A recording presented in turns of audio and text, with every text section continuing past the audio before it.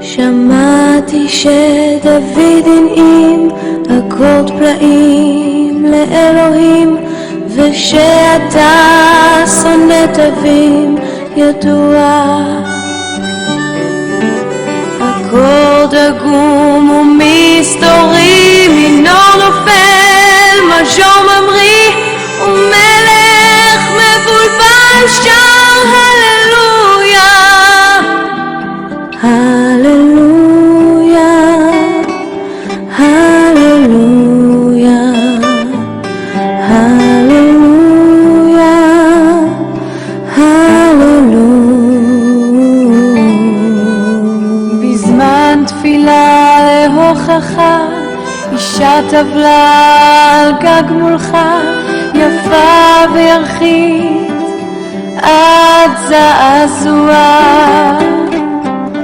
והיא שברה את כתרך, והיא גזרה את שערך, ושם קשור זימרת הללויה, הללויה, הללויה, הללויה, הללויה.